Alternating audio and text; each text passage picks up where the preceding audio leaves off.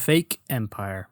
"Another drink for my guest, Crake," she ordered, pointing to her orc servant who was waiting on hand. "No, honestly, I'm fine," Naomi hastily replied, frantically trying to cover the top of her goblet with her hand. "Honestly, it's delicious, but I haven't finished the first one." The orc lounged back on her divan, beaming at her guest.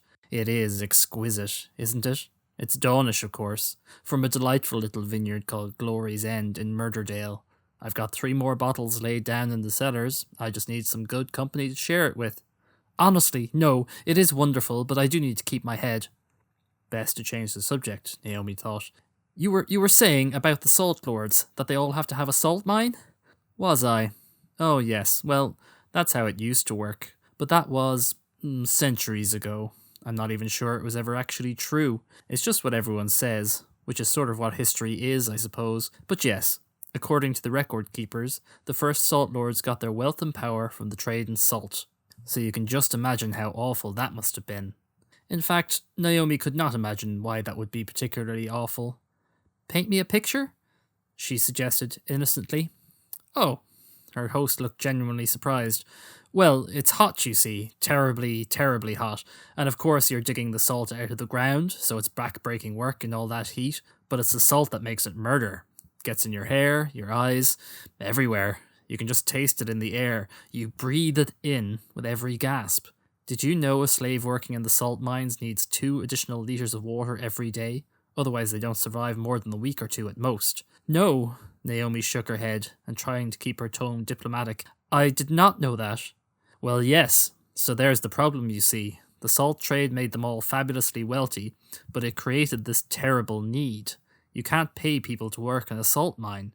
Well, you could, I suppose, but nobody does. The Salt Lords needed slaves, and huge numbers of them, to work their mines, so they used the profits from the salt trade to build up their military power so that they could acquire more slaves. Simple economics, really."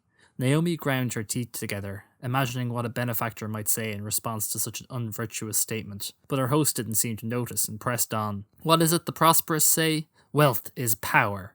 Eventually they banded together, formed a council, and inevitably conquered the Broken Shore. The rest is history." "But they don't all own salt mines anymore?" Naomi queried. "No, that was years ago. We still have salt mines, of course, but they're very old-fashioned now. Turns out there is a lot more money in Mithril than there ever was in salt. To hold a seat on the council, to lead the Grendel, you have to be rich. And for that you have to have a source of real wealth.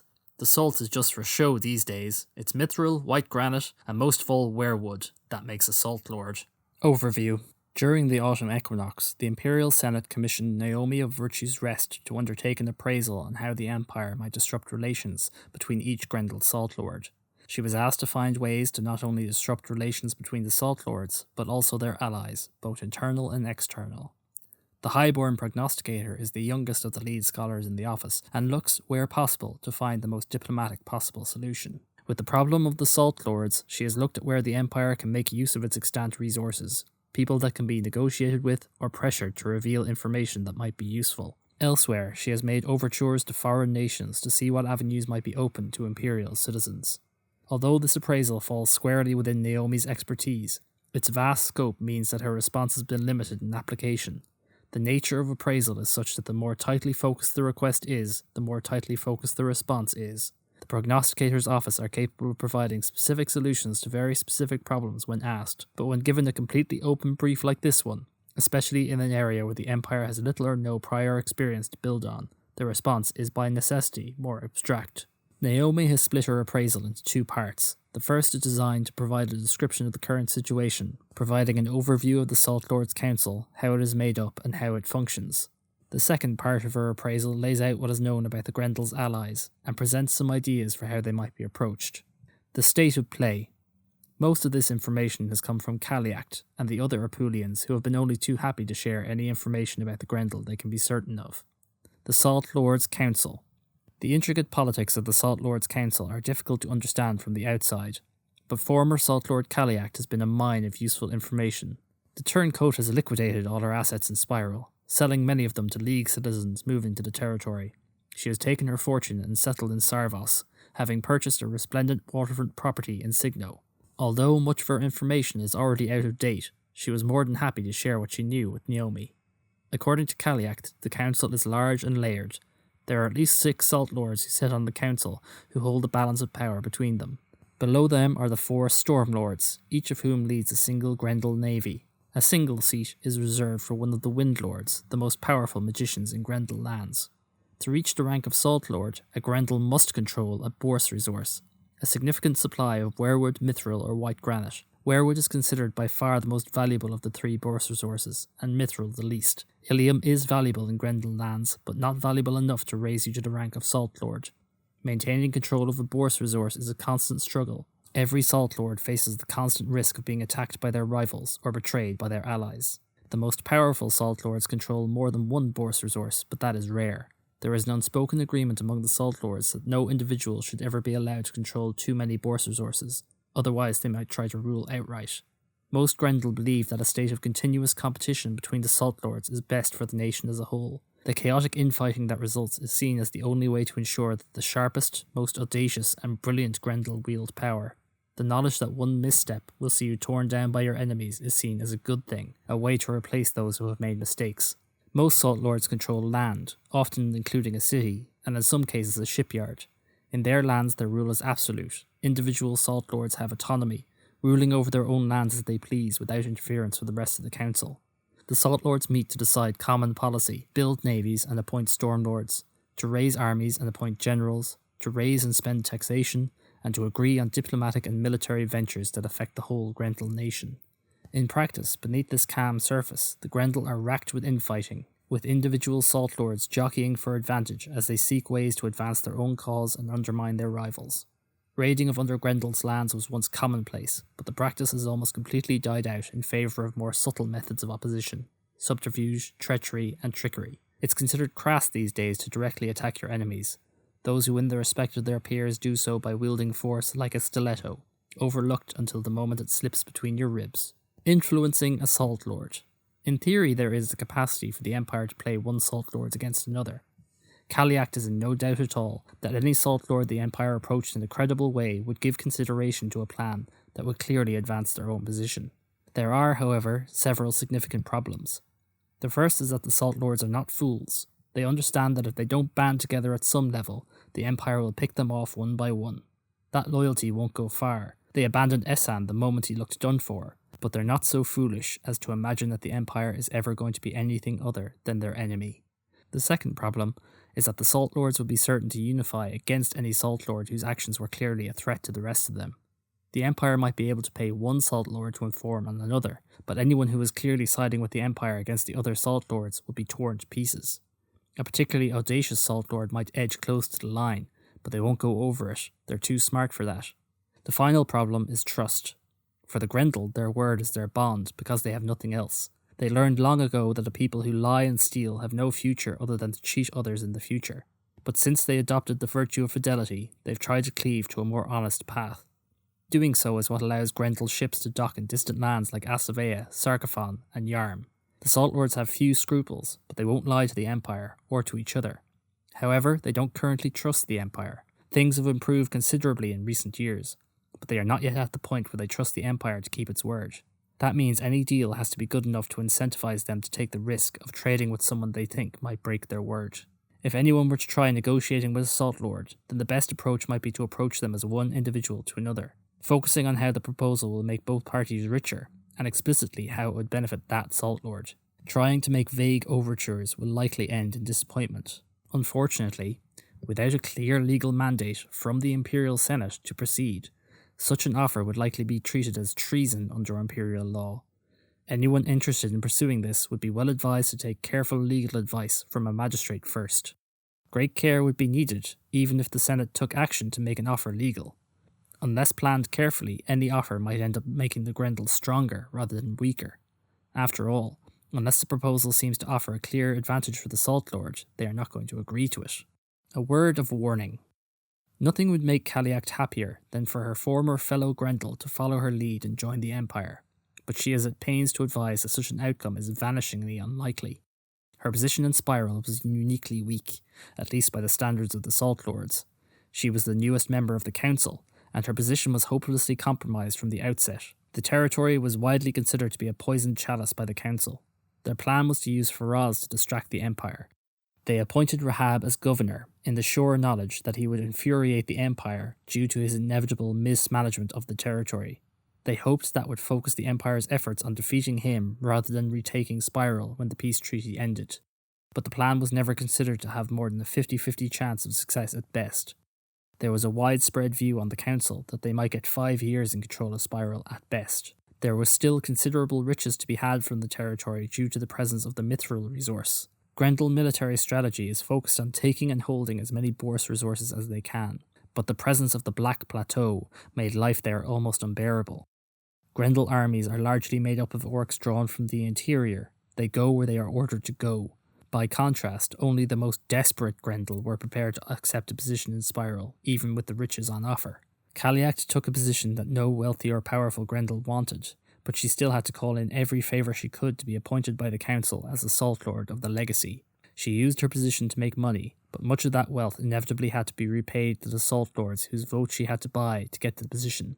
Because she was so dependent on the other Salt Lords for support and for protection from the Empire, much of the mithril from the Legacy was claimed by the council.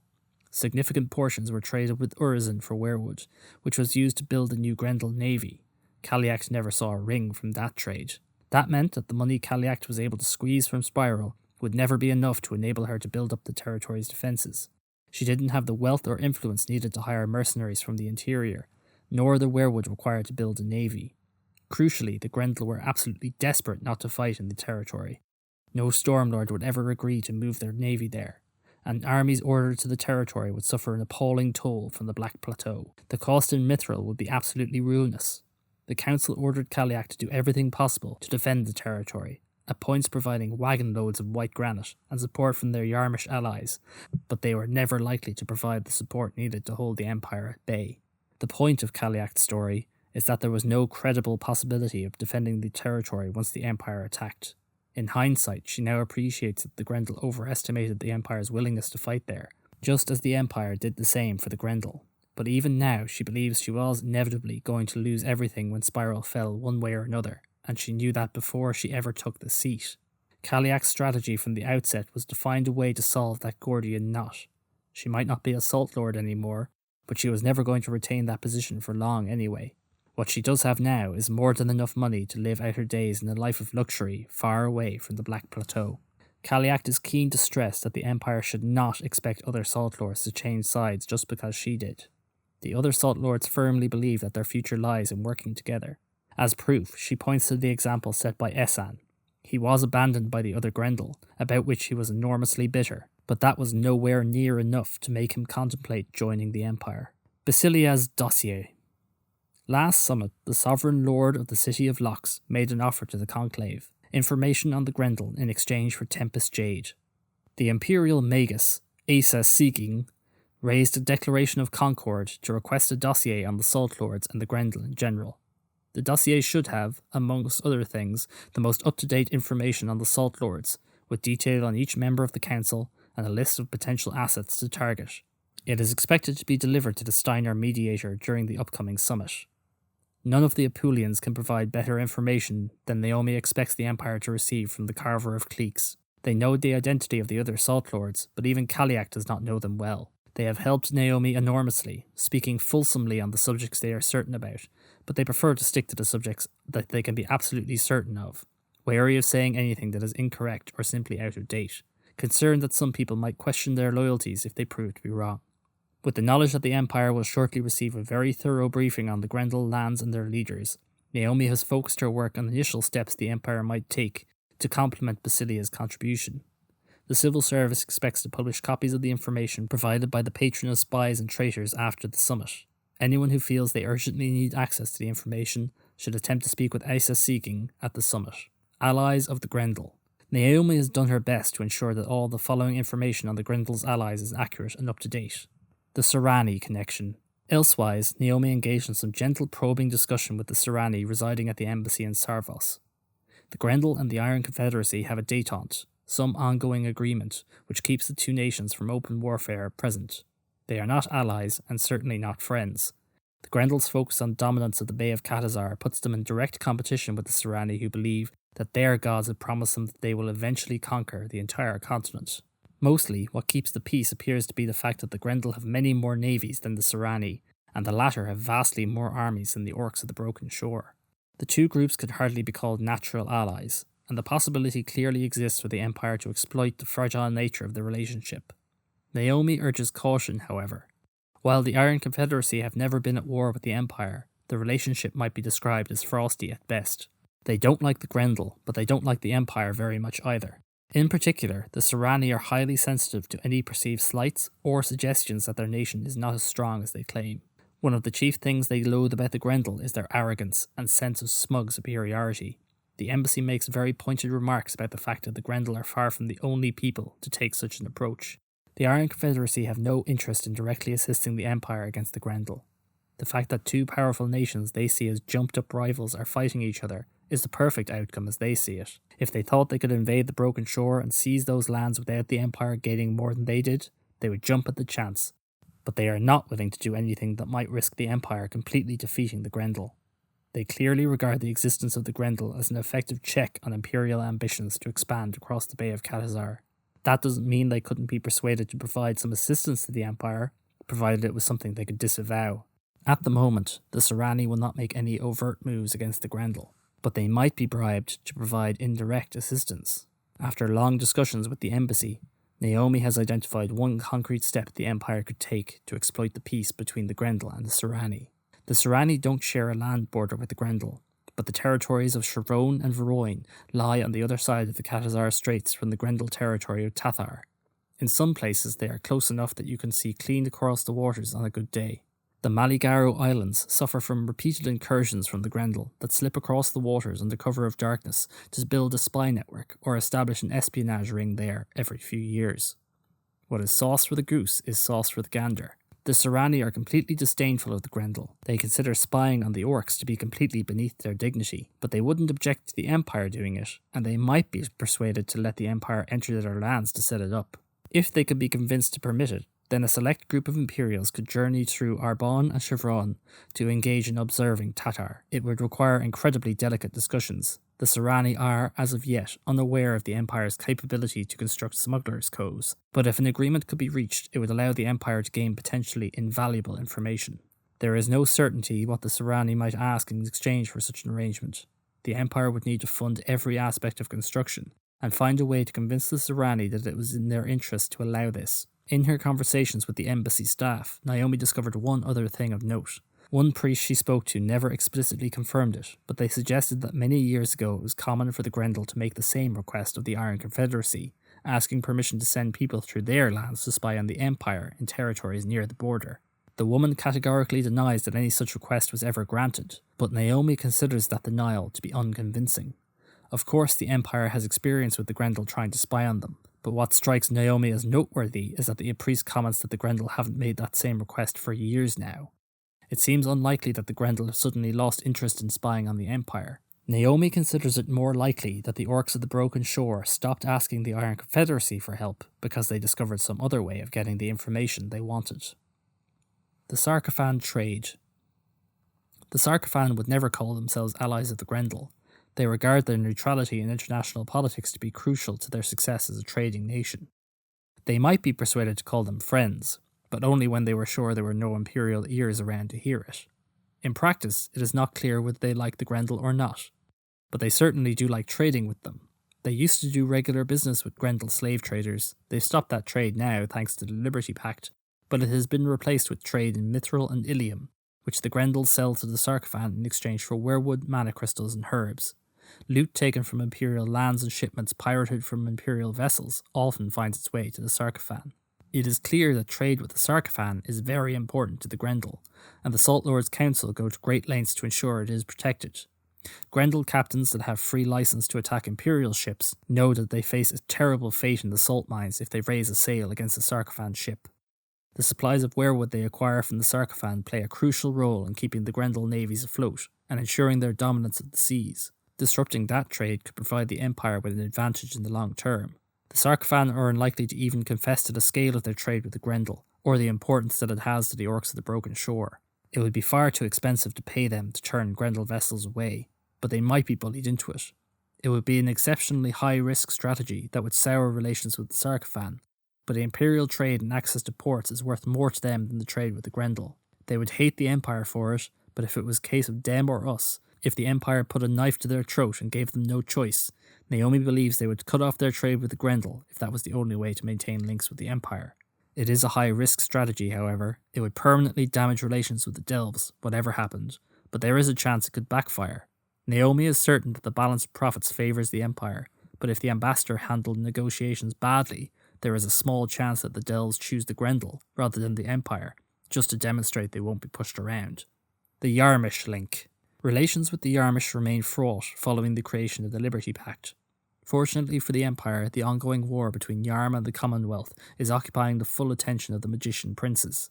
As a result, it was not too onerous for the Golden Prince to call in a favour to ensure that the Yarmish remain officially neutral in the conflict between the Empire and the Grendel. Grendel merchants enjoy a warm welcome in Yarmish ports where they buy mana crystals, white seed, enchanted jewellery and clothing, magical foci, and other essential supplies for their war with the Empire, but they do have to pay taxes on everything they sell.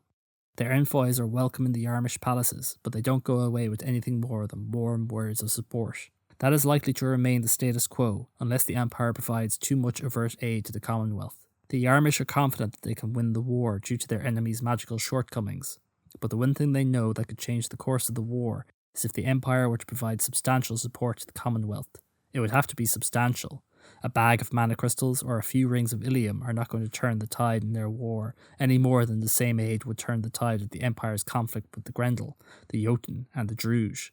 But if the assistance was significant enough to make a material difference, that would shift the Yarmish magician prince's calculations. At the moment, the current situation with the Grendel suits Yarm perfectly. The more pressure the Empire are under, the more likely they are to keep their noses out of other people's business. That correction is one many Yarmish magician princes regard as long overdue and is broadly welcome. The magician princes have turned down repeated requests by the Grendel for them to declare on the Empire following Prospero's intervention. But if the Empire were seen to be providing material support to the Commonwealth, then Yarm would seek to do the same with the Grendel. In theory, it ought to be possible to improve diplomatic relations with the Yarmish princes to the point where they could be persuaded to cut ties with the Grendel. Losing access to Yarmish mana markets would reduce the number of powerful rituals that Grendel could use on the armies and navies that are actively fighting the Empire. That looks impossibly difficult, however, given the terrible state of relations with the Yarmish. Diplomatic relations used to be excellent. Some Yarmish still talk fondly of when Oswy Twiceburned was the Imperial ambassador to Yarm, as the high point in their relations with the Empire. Those days appear to be gone for good, though. The only person who might know a way to improve relations with the Empire is probably Oswy, but Naomi suspects that even he would find it impossible while the Empire remains firmly committed to the Liberty Pact. The Asavean allies. The Asaveans are providing crucial military assistance to the Grendel. There are at least 3 massive Asavean warships in Imperial waters, actively supporting Grendel navies and even conducting attacks on Imperial ports independently of their allies. These warships fall short of an actual navy. Thus far, the Asaveans have not got that far, but their fighting strength is several times the size and power of an Imperial fleet. The support they are giving the Grendel is very real, and that is despite the fact that they are openly fighting the Suma. If they somehow made peace with the Suma, then it is likely that their support for the Grendel would dramatically increase. Fortunately for the Empire, that outcome doesn't look even remotely likely anytime soon. The warships are far from the only support the Asaveans are offering. There are Asavean mercenaries fighting on campaign alongside Grendel forces, and there is certain to be considerable trade between them and the Grendel. There are even rumours that the two nations are looking at an opportunity to share shipbuilding techniques that would allow both sides to build or upgrade more powerful navies. Disrupting this new alliance would provide an immediate military benefit to the Empire if Asavean troops and warships were withdrawn. That would be difficult, but it is not impossible. The alliance between the Asaveans and the Grendel was badly damaged by the Siaka cultists. It appears that the Asaveans were collaborating with the Children of Rex to attack a lighthouse in the Brass Coast. High Priestess Shravarn intended to ravage the coast by feeding Imperial heroes to the Mother of Rex. When the Empire refused to take the bait, the Grendel were left with no one to sacrifice to their hungry deity, so they did the next best thing and fed the Asaveans to the Maelstrom instead. Not surprisingly, the Plenum was outraged when they discovered what had happened. The Salt Lords' Council were able to smooth over the diplomatic incident, but only by very publicly severing all ties with the Siaka cult. In truth, nobody was particularly sorry to see them go.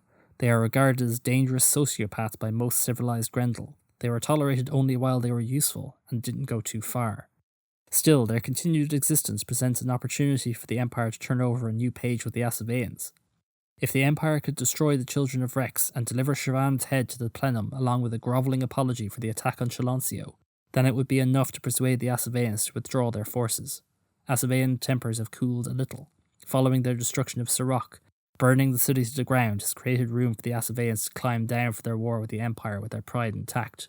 They still regard the attack on Chaloncio as an outrage, but they are satisfied that they have given as good as they got.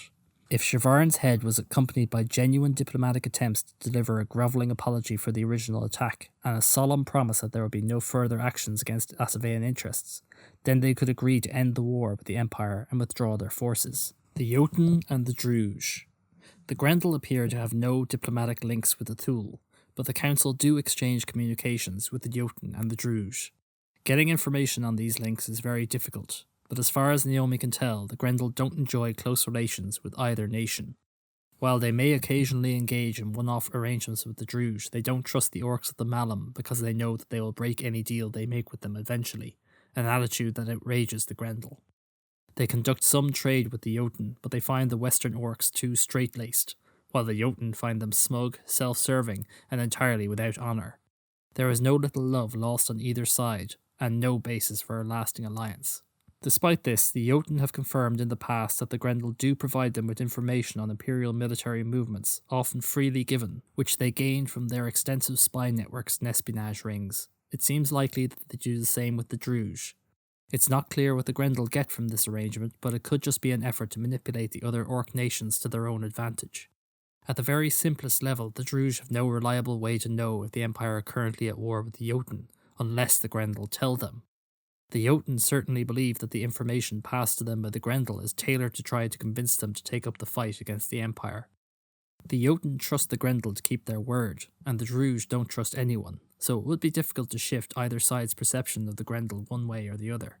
But if the Empire could staunch the flow of information that the Grendel draw from their spy networks, it could help in their fight against the Grendel, and it might also reduce the intelligence received by the Empire's other enemies. Trade with the Jotun and Druge is useful to the Grendel, but it isn't large enough to make a material difference to their war effort against the Empire, even if it were cut off completely. It might be an utter disaster if the Grendel ever formed a formal military alliance with the Jotun or the Druge, but that outcome looks vanishingly unlikely. The only way it might happen, in Naomi's view, is if the Empire ever came close to finally defeating the Druge or the Jotun.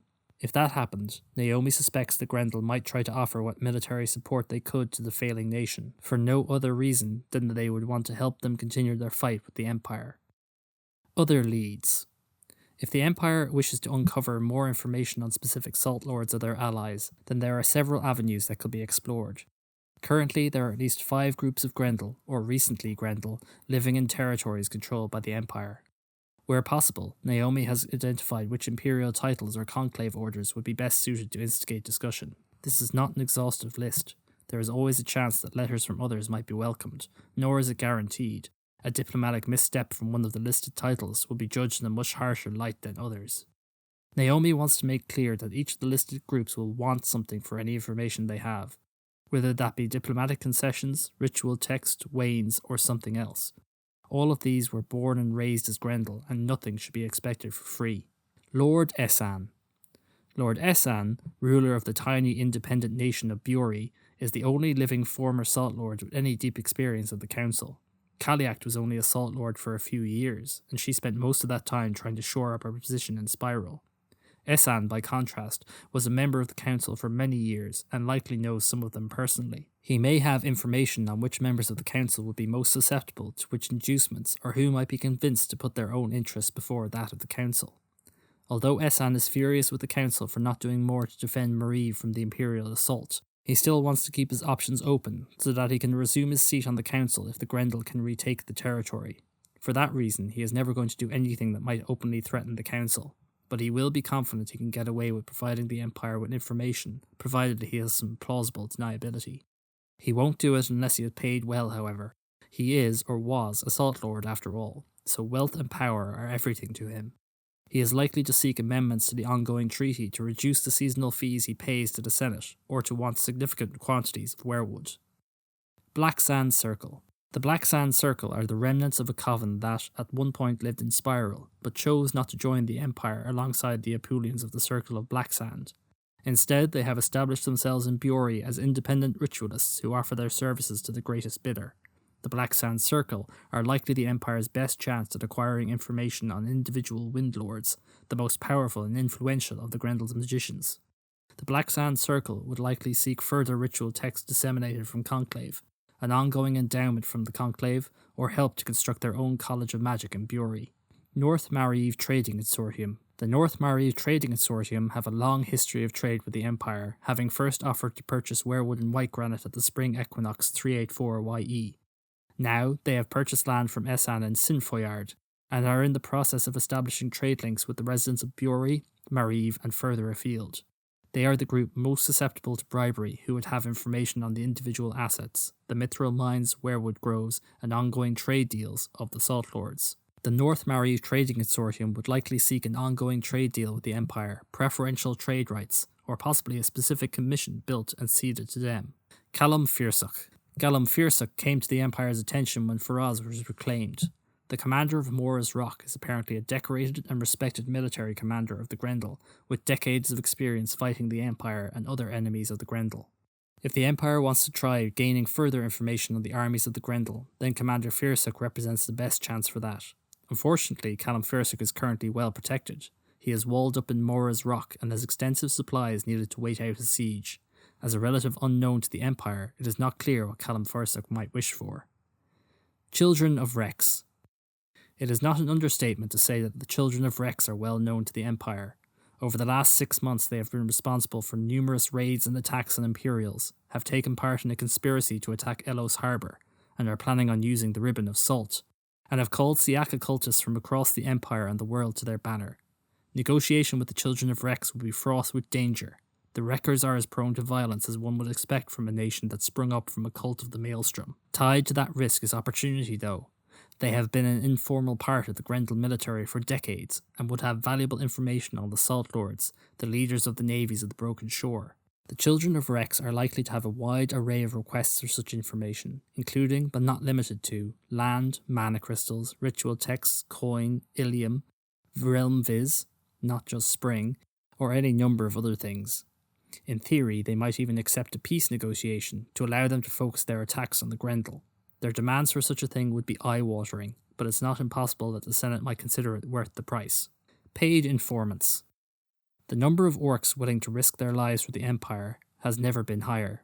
From the Apulians joining the League and the pacifist orcs of Mornwall joining the Marches, to the 5 septs joining the Sunstorm and the Imperial Orcs, there is an overwhelming number of courageous orcs who are looking to support the expansion of the Rojario dossier. Having spoken third hand with Agent Katazar, Naomi is certain that the manoeuvres of the dossier could be expanded into the Broken Shore and has drawn up plans to support such an expansion. Once the office was established, the Rojario dossier would receive a report on the foreign allies of the Salt Lords, both individual and collective, with a focus on economic aid. The Shuttered Lantern are capable of offering support in such an endeavour. The Grand Master could guide the Order to assist in establishing the office in Vorlach. The Grand Master would likely receive a report, focused instead on magical support, and the presence of the Order would remove the initial cost of 20 thrones. Naomi is of the belief that Vorlach would be best suited for such an office.